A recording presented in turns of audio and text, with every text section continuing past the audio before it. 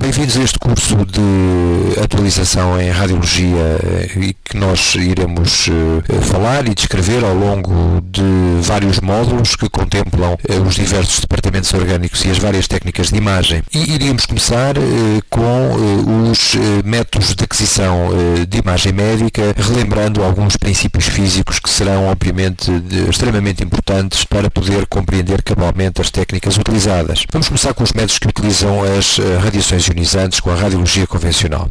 Nas imagens podemos ver a figura de William Röntgen, que é o autor da descoberta dos raios-x em 1895, e à direita podemos ver a imagem que corresponde à radiografia da mão do seu colega e colaborador e que foi apresentada na sua conferência de demonstração da radiação X na Sociedade de Física Médica de Würzburg em 1896. Nestas duas imagens podemos ver o Instituto de Física onde Röntgen trabalhava e, à direita, a comunicação da descoberta da radiação X, portanto, o manuscrito original, portanto, que descreve esta nova forma de raios. A radiação X e, de uma maneira geral, algumas das formas de imagem médica que iremos ver e estudar pertencem ao espectro da radiação eletromagnética, tal como se demonstra neste dispositivo.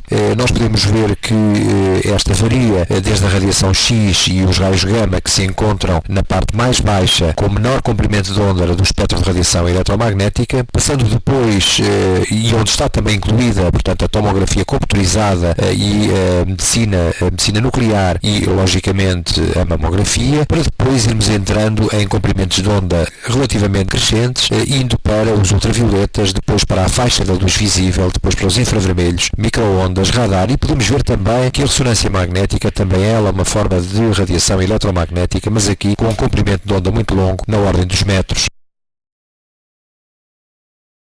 Neste dispositivo podemos ver que a frequência da radiação eletromagnética é, por exemplo, bastante mais elevada no caso dos raios-x e dos raios gama e é uma frequência muito baixa, por exemplo, a nível das emissões de rádio ou também onde, mais uma vez, se situa a ressonância magnética. Portanto, os raios-x foram descobertos em 1895 por William Röntgen e são compostos por uma radiação eletromagnética invisível, não particulada, por aquilo que se costuma designar por um quanto de energia, daí uma certa diferença entre outras formas de energia eletromagnética. Quais são as suas principais características? Possuírem um reduzido comprimento de onda e uma elevada frequência, tal como vimos nos exemplos precedentes. Existem algumas propriedades ligadas à radiação X que são da máxima importância para podermos compreender a forma como as imagens médicas são obtidas. As suas principais propriedades são muito semelhantes às propriedades que se observam para a luz visível, em particular a propagação em linha reta, as propriedades fotográficas e luminescentes e, claro, a sua propriedade principal, que é a capacidade de penetração da matéria.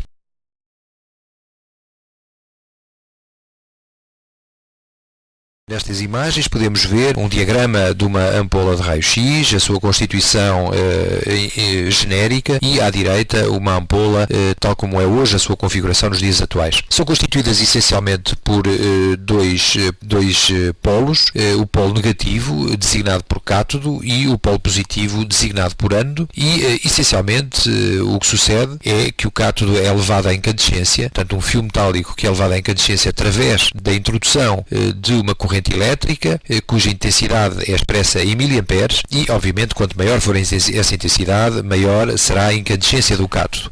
Este fenómeno leva a que haja eletrões que, pela agitação térmica, sejam libertados do metal, criando uma nuvem eletrónica à frente do cátodo. Seguidamente, aplica-se uma diferença de potencial entre o cátodo e o ânodo, portanto, entre o polo negativo e o polo positivo, fazendo com que os eletrões sejam acelerados rapidamente do cátodo para o ânodo, através dessa diferença de potencial expressa em kV. Também aqui o operador tem a possibilidade de fazer variar a intensidade dos kV e a velocidade dos eletrões ao imprimir, por exemplo, a maior velocidade quando aumenta a quilovoltagem. Os eletrões vão, por sua vez, embater a nível do ânodo. O ânodo é constituído por um metal com um elevado número atómico, normalmente tungstênio ou molibdênio, para que as interações atómicas possam efetivamente acontecer em maior número. O que sucede então é que os os elétrons, ao embaterem no metal que constitui o ânodo, vão finalmente produzir a radiação X. Todo este fenómeno se processa no vácuo, representando-a pela cor violeta na imagem da esquerda e, portanto, corresponde ao invólucro de vidro que normalmente está a revestir as ampolas radiográficas. Na imagem da direita, diferenças mais significativas numa ampola atual são, para já, com a linha mais escura podemos ver o invólucro metálico e depois o invólucro de metal, e cá temos nós as duas zonas correspondentes ao cátodo, ao polo negativo, e ao ânodo, portanto, ao polo positivo. A única diferença, talvez mais visível, é que o ânodo deixou de ser um ânodo fixo, o que tem a vantagem de que os elétrons não vão sempre embater na mesma parte do metal, mas é um ânodo rotativo que tem determinadas rotações por minuto, cerca de 2 a 3 mil rotações por minuto, e como tal vai criar não um foco que sempre na mesma localização, mas antes uma verdadeira pista focal. A radiação X sai depois por uma pequena janela, onde, portanto, não existe metal que vá absorver essa radiação. Há um pequeno filtro de alumínio tendente a filtrar a radiação de forma a que ela tenha uma frequência relativamente constante, portanto, que tenha o mesmo comprimento de onda, que seja uma radiação X relativamente homogénea. E, por último, existem duas lâminas colimadoras já muito próxima da saída do feixe, por forma a poder controlar qual é a dimensão do feixe de radiação útil que nós pretendemos utilizar. Existem também algumas luzes incorporadas que servem para materializar o feixe de radiação X e assim ser relativamente fácil ao operador visualizar o feixe que está a utilizar. Nesta pequena animação de vídeo podemos então ver qual o aspecto que possui realmente os nossos elétrodos a serem deslocados rapidamente do cátodo para o ânodo e embaterem depois no ânodo e virem formar os fotões X. Atendendo agora especificamente ao problema da produção de radiação X, o que sucede é que o elétron, quando é acelerado e vai ser dirigido para o ânodo, pode sofrer duas formas de interação com os átomos que constituem o metal do ânodo.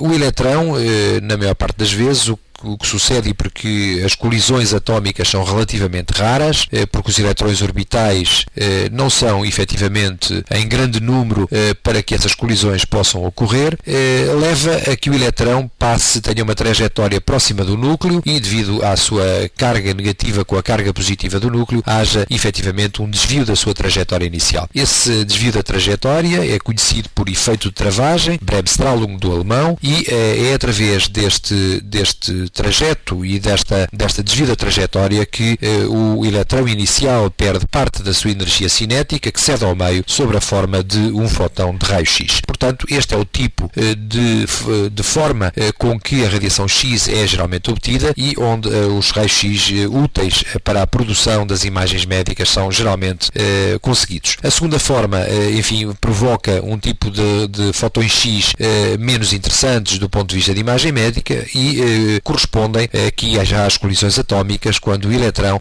colide com um eletrão orbital do átomo que forma o ânodo e desta forma vai também por si só produzir, tanto a força deste impacto e o desvio do eletrão da sua órbita vai produzir também um fóton X, facto que é conhecido pela produção de radiação característica. Portanto, o principal mecanismo para a produção de radiação X é o efeito de travagem por interação direta com o núcleo do metal do ânodo. E aqui temos o aspecto com que se apresentam atualmente as ampolas de raio-x, com o seu invólucro de vidro para formar o vácuo. Cá temos à esquerda a pista focal, à direita a imagem correspondente ao cátodo, onde existe o filamento que é efetivamente levado em cadência para provocar a nuvem eletrónica e posteriormente o envio de eletrões para a região do ânodo. E à direita, na imagem da direita, podemos ver a forma genérica de uma ampola de raio-x, agora sim já com a sua cobertura metálica, tanto o aspecto exterior, digamos assim, e com a sua parte anterior, onde existem aqueles dois botões que servem precisamente para colimar o feixe de radiação X, depois de materializado através de uma fonte de luz para podermos de facto utilizar e ver qual é o feixe útil que estamos a produzir. Vimos qual era, sucintamente, a forma de produção da radiação X e a constituição das ampolas radiográficas. Interessará agora, resumidamente, ver quais são as formas de interação da radiação X com a matéria. Talvez a mais importante do ponto de vista de imagem médica seja o chamado efeito fotoelétrico, em que um fóton X vai interagir com os átomos do objeto que atravessa, nomeadamente com os eletrões, pode levar também ao desvio de um eletrão da sua órbita, provocar um fotoeletrão, e isso leva a que o fóton X inicialmente emitido sofra uma espécie de lei do tudo ou nada, ou é absorvido ou efetivamente é capaz de passar através do átomo da estrutura que está a atravessar e vir finalmente a provocar imagem no meio do registro. Este é o tipo de efeito fotoelétrico. Obviamente depende do número atómico da matéria que atravessa. Quanto maior o número atómico, maior a capacidade para ocorrerem interações atómicas, e também está dependente da energia inicial dos nossos fotões, o que, como vimos atrás, é dependente da quantidade de kilovolts que foram aplicados na diferença de potencial para acelerar os eletrões do cátodo para o ânodo. Uma segunda forma de produzir de interação da radiação X com a matéria é o chamado efeito Compton. Esta é uma forma um pouco deletéria de produzir radiação para a imagem médica, uma vez que o fotão original vai ser desviado da sua trajetória por interação com um átomo orbital mais periférico, e sucede que existe um segundo fotão X com um comprimento de onda diferente e com uma direção diferente, que vai ser enviado e que, portanto, não vai corresponder exatamente no nosso meio de registro à zona que foi atravessada na nossa estrutura anatómica. Chama-se este de segundo tipo de interação, o efeito Compton, que provoca a chamada radiação secundária, que, como veremos, não é útil para a produção das imagens. Com efeito, se tivermos aqui o esquema, o diagrama de uma ampola de raio-x e o seu feixe divergente a sair do foco, acinzento é a imagem correspondente ao nosso objeto, podemos ver que os fotões que atravessam totalmente o objeto vão efetivamente imprimir o nosso meio de registro, que aqui é representado a azul. Sucede, no entanto, que por efeito Compton, alguns fotões vão desviar-se da sua trajetória inicial, portanto não vão representar adequadamente a anatomia pertinente que estão a atravessar. E esse tipo de radiação há que efetivamente evitar que ele chegue ao meio de registro. Isso pode ser feito através da aplicação deste sistema que aqui se demonstra, chamadas grelhas antidifusoras, que constituem pequenas lâminas de chumbo com uma orientação perfeitamente paralela em relação aos fotões que saem da ampola de radiação X, acompanhando a divergência do feixe de radiação. Portanto, é este o tipo de mecanismo que se utiliza para evitar a radiação secundária e é fundamental para a realização de radiografias, sobretudo em objetos muito espessos,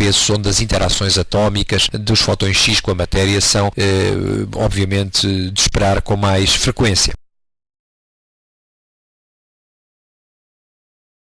Falámos até aqui da interação da radiação X com a matéria, falta-nos obviamente falar dos meios de registro. Até aqui, até há bem pouco tempo, o que possuíamos eram os filmes radiográficos e os ecrãs de reforço. O filme radiográfico constitui, ao fim e ao cabo, tem uma emulsão à base de brometo de prata, muito próxima aos tipos de emulsão utilizado nas películas fotográficas, e o que sucede é que os fotões X são capazes, obviamente, de provocar alterações químicas de tal forma que se formem sais de prata que têm uma tonalidade escurecida, uma tonalidade preta, quando são atingidos pela radiação X.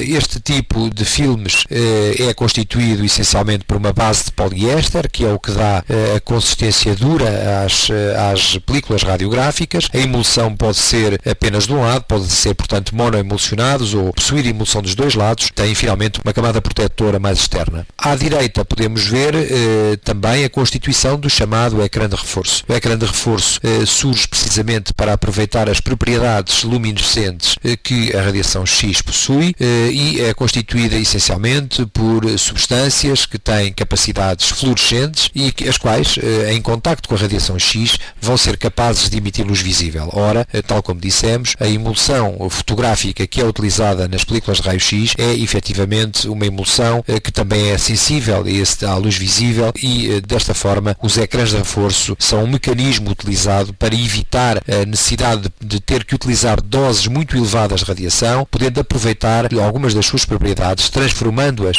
em luz visível e ampliando e intensificando assim o efeito da radiação X sobre os objetos. Aqui temos a imagem do chassi radiográfico fechado, contendo a película no interior. À direita vê-se a imagem do chassi radiográfico aberto. A branco estão representados então os ecrãs de reforço. Geralmente há dois ecrãs de reforço por chassi, um ecrã anterior e um ecrã posterior. Claro que a imagem médica atual já não terá muito a ver com este tipo de abordagem, ou terá cada vez menos a ver com este tipo de abordagem, já que entramos numa era em que as imagens médicas são essencialmente objeto de transformação digital.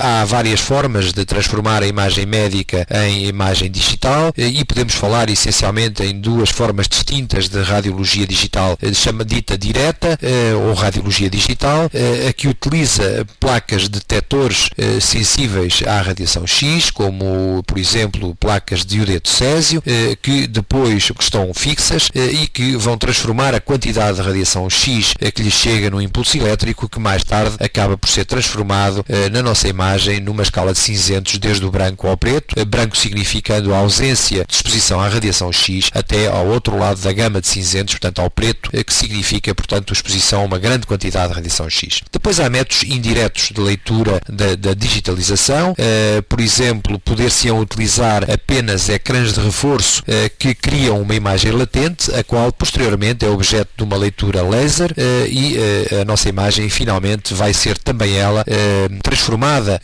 para visualização numa escala de cinzentos entre o branco e o preto. Por último, existe, claro, a forma mais simples, que provavelmente será bem conhecida de todos, que são os scanners de digitalização de filmes radiográficos e que pouco importarão para a forma geral de obtenção das nossas imagens médicas. Mas o futuro é de facto o ambiente que aqui vemos representado nestas duas imagens, concretamente uma forma de digitalização indireta, um digitalizador de chassis com ecrãs de fósforo, que são os ecrãs fluorescentes, e à direita podemos observar uma consola de trabalho possuindo os dados informativos respeitantes ao doente e em baixo a imagem que poderá ser manipulada eletronicamente.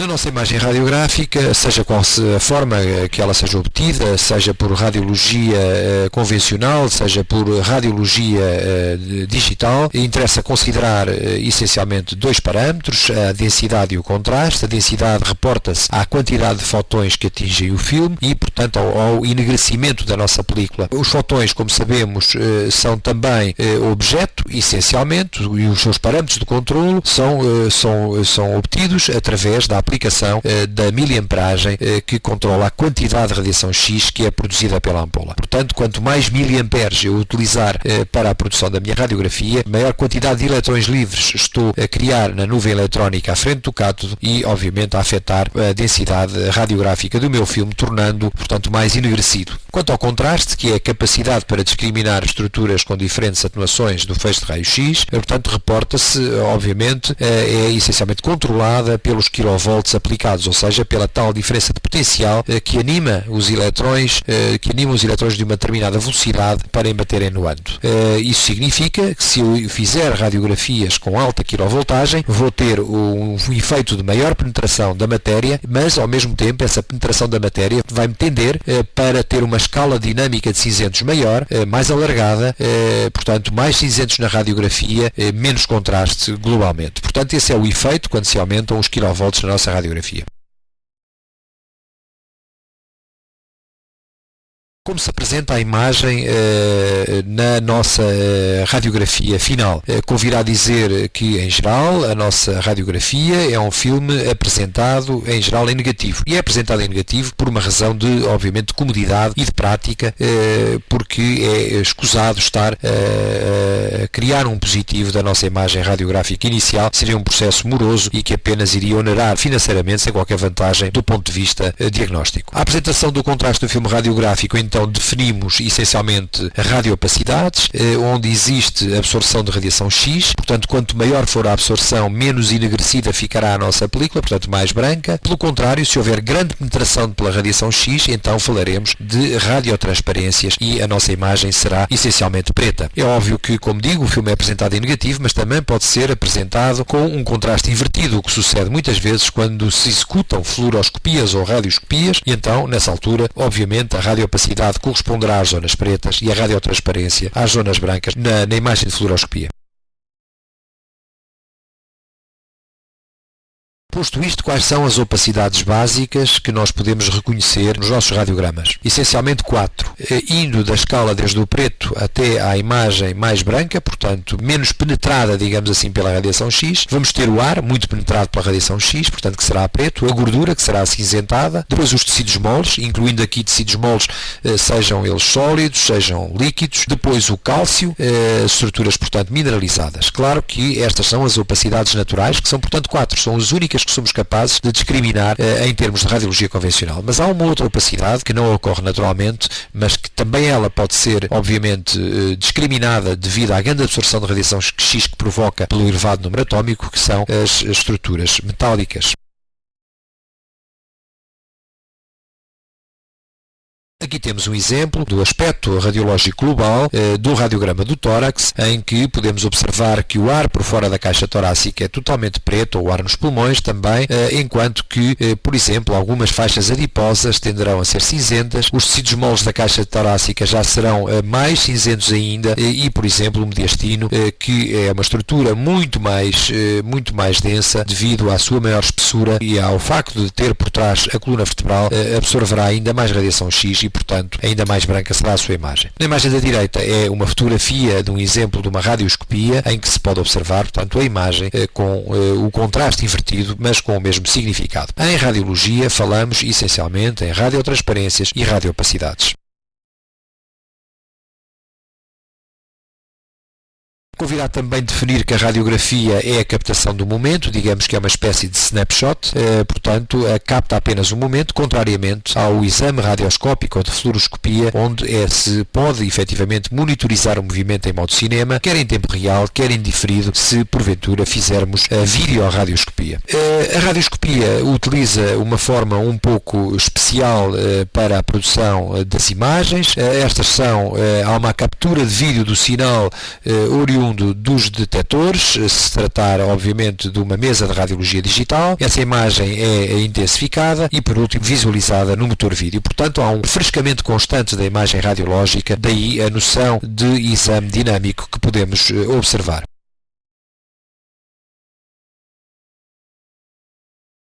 E esta é já a imagem habitual de uma radioscopia a ser executada num estudo com intensificação de imagem. Claro que aqui é fundamental a proteção radiológica dos operadores com aventais de chumbo, porque a radiação X vai ser produzida de forma ininterrupta durante alguns períodos de tempo. A imagem que vemos, portanto, o operador está com a zona que recebe a radiação X, seja uma placa de detectores, sejam ecrãs de reforço, ecrãs luminescentes. Imediatamente atrás está de facto a imagem correspondente à câmara de vídeo e a imagem final é visualizada no monitor que se encontra à esquerda do operador. Neste clipe de vídeo podemos então ver um procedimento de radioscopia em que observamos o paciente colocada na mesa e agora observamos a imagem no monitor e o operador que controla neste tipo de mesa, chamada mesa telecomandada, tudo aquilo que se está a passar durante o processo de fluoroscopia, estando separado da produção de radiação por aquela antepara de vidro de chumbo. Esta é apenas uma imagem caricatural daquilo que era feito antigamente e onde podemos ver à direita, em baixo, num laboratório médico-cirúrgico, uma radioscopia feita ao vivo, de facto com uma ampola à frente do paciente e com o operador totalmente desprotegido, com um ecrã de reforço a tentar visualizar, a fazer uma radioscopia do tórax. Claro que aqui quem apanhava a dose cumulativa de muitas radioscopias era seguramente o operador.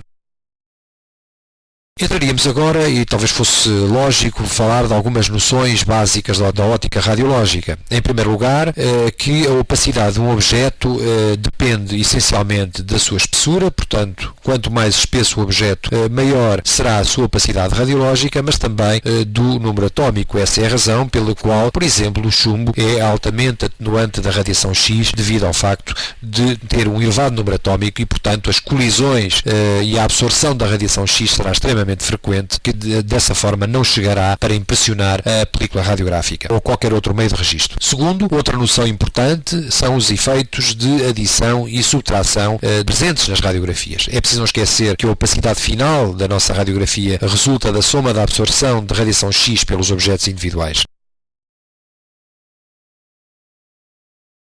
E aqui temos a explicação do efeito de adição, com as setas a preto indicando o caminho da radiação X, 3 objetos a níveis diferentes, e na zona de interseção destes objetos, a opacidade radiológica final será obviamente maior, porque ela corresponde à soma da absorção da radiação X individual por cada um dos objetos atravessados pelo nosso feixe de radiação. Portanto, este é um efeito importante que ocorre nas nossas radiografias, que são essencialmente radiografias de projeção, onde todas as estruturas estão sobrepostas. À esquerda demonstra-se uma imagem de um efeito de subtração, pelo contrário. Temos um sistema com água, temos depois mergulhado à esquerda um copo sem água e à direita uma pequena taça também com água que está noutro plano da nossa radiografia. O que sucede é que na zona onde o copo que contém apenas ar substituiu o líquido que é mais denso, vamos ter uma zona mais preta, portanto significa um efeito de subtração. É o que se pretende demonstrar nesta radiografia do abdômen e que é provocado, condicionado pelas ânsias digestivas. Como se vê, as ânsias digestivas são bastante pretas e correspondem à zona onde a atenuação da radiação X é menor, precisamente porque não há tecidos moles para atravessar e as ânsias repletas de ar substituem esses tecidos moles. Pelo contrário, no exemplo da esquerda e ainda sobre a metade direita da imagem, vemos que aquela outra taça sobreposta com água vai reforçar, digamos assim, a opacidade da primeira tina de maiores dimensões com água, criando um efeito de adição. Portanto, esta é a explicação, em termos de ótica radiológica, para os efeitos de subtração e de adição tantas vezes presentes nas nossas imagens. Um outro ponto importante é, logicamente, o efeito tangencial. Esse efeito tangencial podemos apreciá-lo razoavelmente a nível desta garrafa, desta simples garrafa de plástico, em que vemos que a parede da garrafa parece ser mais densa que, por exemplo, a sua face anterior. Isto deve-se ao facto da radiação X ter que atravessar uma maior espessura nas zonas que são tangencialmente aproximadas, tangencialmente abordadas pelo feixe de radiação X, o que corresponde, logicamente, portanto, às zonas mais periféricas da nossa garrafa, razão pela qual a opacidade final será, logicamente, maior. Aqui temos um exemplo prático do efeito tangencial. Trata-se de uma radiografia do hipocôndrio esquerdo, em que é visível uma massa esférica com densidade de tecidos moles, mas que apresenta uma imagem linear curvilínea periférica bastante mais densa que o resto da opacidade. E isto corresponde à presença de calcificação na parede do quisto, que é abordada tangencialmente pelo feixe de radiação X e, portanto, não admira que a sua espessura final seja logicamente maior. Como será lógico, eu não consigo distinguir a presença de calcificações evidentes, quer na face anterior, quer na face posterior desta formação quística, mas apenas à periferia. Tratava-se de um volumoso quisto esplénico. Outros pontos importantes de ótica radiológica são a chamada penumbra geométrica. A penumbra geométrica deve-se ao facto de as dimensões do foco da ampola não serem pontiformes, mas antes terem uma certa dimensão. Isso leva a que existam fotões X que saem de um lado do foco da ampola e vão dirigir-se para o outro lado do objeto a radiografar. Claro que este efeito é tanto mais notório quanto maior for o foco da ampola. Por isso, se queremos ter radiografias de grande definição anatómica, precisamos de radiografias feitas com o foco mais fino possível. A ideia e o problema que cria essencialmente é uma penumbra geométrica à volta do objeto, portanto uma zona de penumbra que vem de facto distorcer e tornar menos nítidos os bordos de um objeto. Um outro ponto importante é aquele que se prende com o efeito de ampliação radiográfica e que se demonstra à direita. Aqui deverá essencialmente pensar-se que o feixe da radiação X não corresponde a fotões que sejam perfeitamente paralelos entre si, mas o feixe é essencialmente, tem uma morfologia triangular em tronco de cone, sendo um feixe divergente. Acontece por isso que o nosso objeto, quanto mais longe está do meio de registro, maior ampliação radiográfica terá, tal como nós, se tivermos a mão mais próxima de uma lâmpada, obviamente maior será a sombra da nossa mão que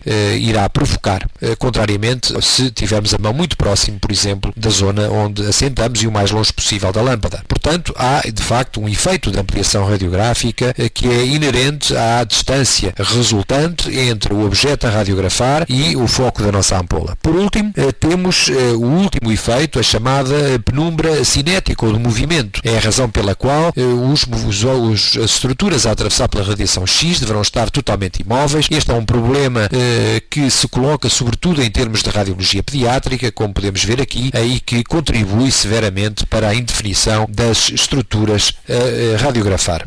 Portanto, apesar da exposição ser feita durante breves instantes, ser uma exposição de alguns milissegundos, o que é a verdade é que pode haver movimento naquele lapso de tempo e criar imagens deste tipo.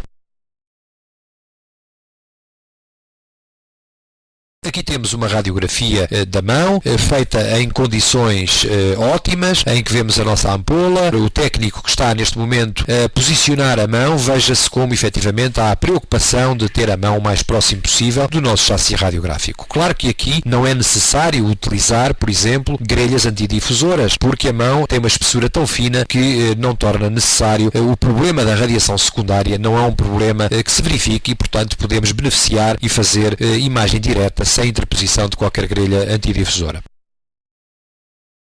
Convirá também, logo de princípio, definir o que se entende por uma incidência radiográfica, e a incidência radiográfica tem a ver essencialmente com o trajeto do raio diretor relativamente ao objeto radiografado, mas também, por outro lado, é sempre considerada a incidência cujo lado está mais próximo do meio de registro radiográfico. Assim, nós falamos, por exemplo, de incidências postero-anterior, quando o trajeto do raio central ou raio diretor do nosso feixe divergente de radiação X penetra posteriormente, por exemplo, numa radiografia do tórax, até à região anterior, tal como se mostra na imagem. Se fizermos radiogramas de perfil, então o perfil que se encontra mais próximo do meio do registro será o perfil que dá o nome à incidência radiográfica. Será, portanto, uma incidência, como na imagem também que se vê aqui, de perfil esquerdo. Ou então, como no último exemplo, uma incidência oblíqua anterior direita, uma vez que é a parte anterior direita do tórax que está mais próxima do meio de registro nesta incidência oblíqua. Portanto, são estas as regras básicas, digamos assim, que também têm o seu interesse, porque, obviamente, quanto mais próximos estiverem as estruturas do meio de registro, menor será o efeito da ampliação radiográfica, tal como tivemos a oportunidade de ver ao rever alguns conceitos de óptica radiológica.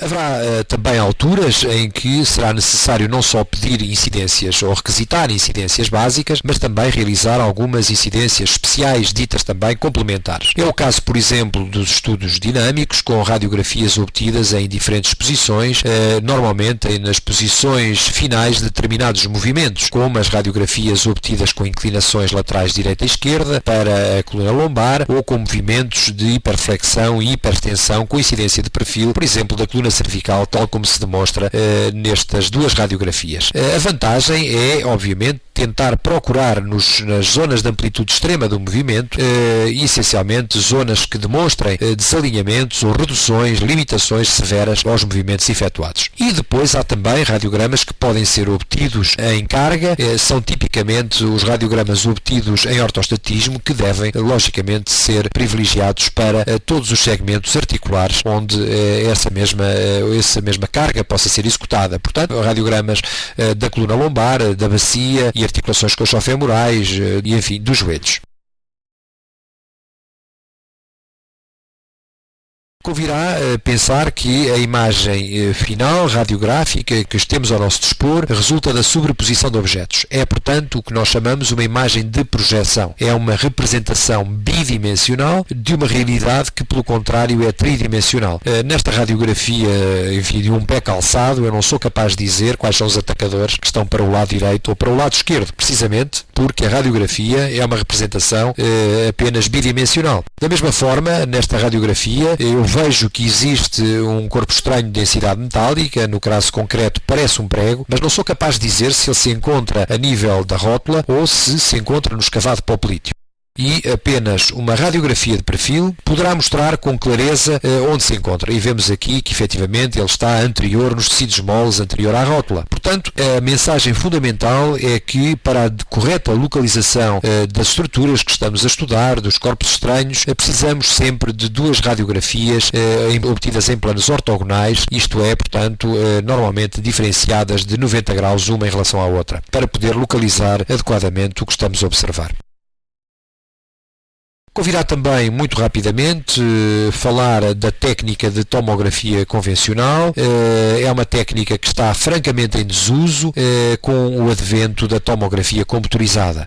Utilizou-se muito, enfim, há algumas décadas atrás, uma vez que era a melhor forma, precisamente, de conseguir observar objetos que, de outra forma, estavam misturados naquela imagem cheia de sobreposições que correspondia à nossa imagem radiográfica final. Portanto, a ideia era tentar isolar planos tomográficos. Ora, isso era conseguido fazendo uma movimentação simultânea, mas em sentidos opostos, do nosso foco da ampola e do meio de registro, criando assim uma homotetia em que apenas os pontos que estão situados no centro da homotetia, no centro deste nosso mecanismo, digamos assim, estariam perfeitamente focados e, portanto, resultariam perfeitamente definidos na nossa imagem final. Como digo, esta técnica é hoje muito pouco utilizada, pelo que não é recomendável de uma forma genérica a sua utilização, até pela quantidade de radiação X que é capaz de provocar para os pacientes sem um benefício evidente.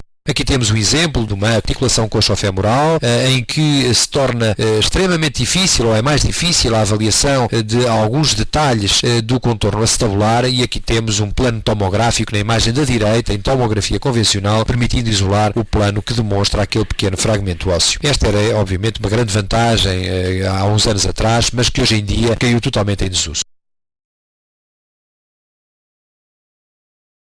É claro que nem sempre as coisas se passam desta maneira e ainda continua a ser utilizada uma forma muito especial de tomografia convencional, designada por ortopantomografia. É uma radiografia também conhecida por radiografia panorâmica da arcada dentária e tem a vantagem de criar um corte tomográfico elipsoidal, elíptico, de tal forma que acompanha perfeitamente a morfologia das arcadas dentárias e assim permite um estudo bastante satisfatório, não só mandibular e maxilar, como sobretudo das raízes dentárias. Portanto, este é o único tipo de tomografia convencional que ainda se continua a utilizar e o seu princípio é o mesmo que descrevi para a tomografia convencional, exceto que o movimento efetuado à volta da mandíbula é um movimento essencialmente circular, enquanto se está continuamente a produzir a radiação X.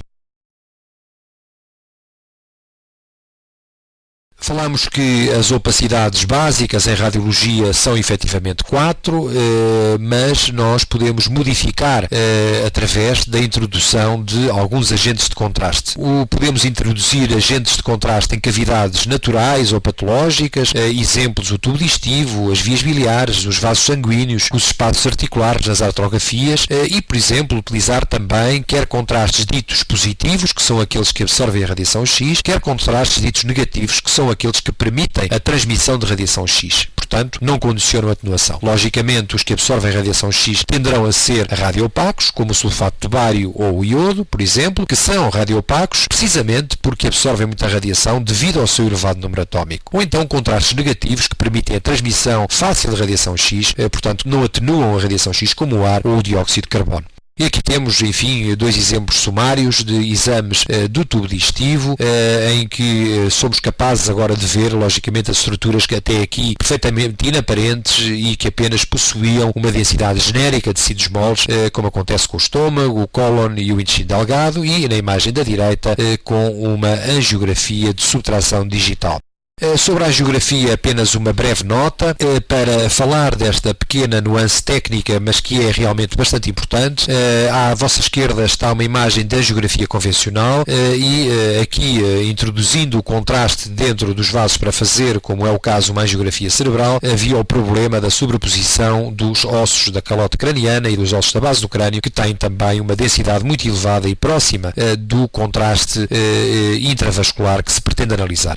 Criou-se hoje enfim, há vários anos esta parte, uma forma fácil e elegante de suprimir e de subtrair todo o osso presente nas imagens, que muito simplesmente obtendo uma imagem inicial sem contraste e depois as outras imagens com contraste e subtraindo umas imagens das outras, ficará só o que é diferente, e o que é diferente foi, obviamente, a introdução do contraste. Este é o princípio da chamada angiografia de subtração digital, e chama-se digital, obviamente, porque é uma angiografia em que a digitalização é efetuada por meios computadorizados.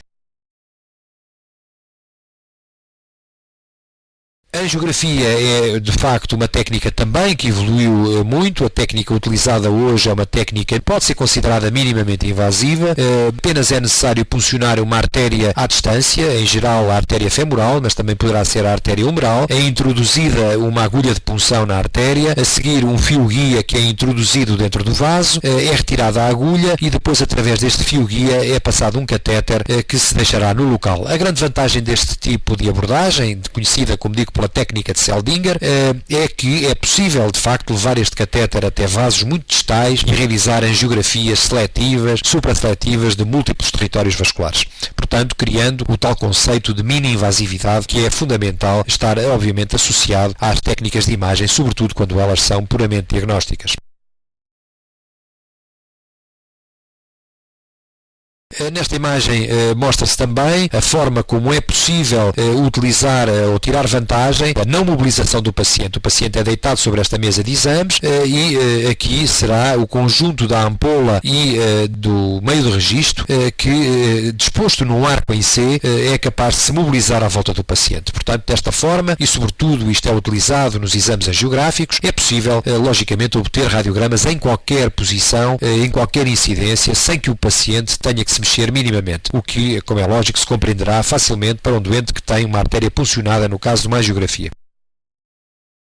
Terminada assim esta breve apresentação das imagens da radiologia convencional, valeria a pena referir que a experiência de um observador que não está habituado a ler exames radiológicos necessita de que exista alguma organização mental para que a patologia possa ser adequadamente mostrada. Assim, é fundamental realizar ou ter em linha de conta uma análise sistematizada das radiografias que contemple, em primeiro lugar, a identificação da radiografia, a data, o nome, o tipo de radiografia, reconhecendo-se a incidência que foi utilizada. Estes são os primeiros passos. Seguidamente, a avaliação da técnica da radiografia, saber se a radiografia é ou não uma radiografia que permite um determinado diagnóstico. E deve aí existir conceitos e critérios de qualidade, como seja a centragem da radiografia ou a avaliação dos parâmetros de exposição que iremos ver um pouco mais à frente. Depois, é preciso reconhecer o que é normal na anatomia, a sua localização e a sua estrutura, para só no fim de tudo partir então para o que é potencialmente anómalo ou anormal ou tido como anormal, tentando referenciar o seu número, a sua localização e analisando sobretudo a morfologia e a estrutura. A morfologia no que toca à forma e contornos, se é esférico, ovalado, ou, enfim,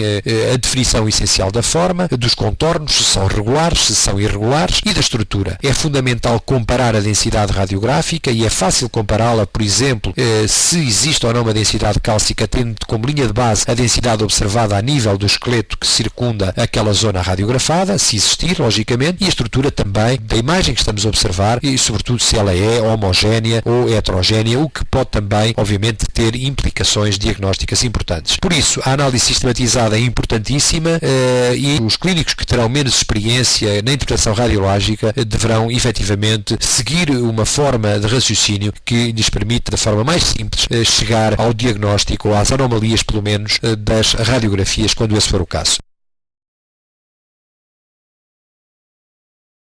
A nota final é que efetivamente só se conhece o que se reconhece, portanto eu terminaria dizendo que efetivamente tudo isto é necessário porque é preciso criar padrões mentais para que efetivamente os padrões de normalidade e depois os padrões patológicos possam ser reconhecidos com facilidade.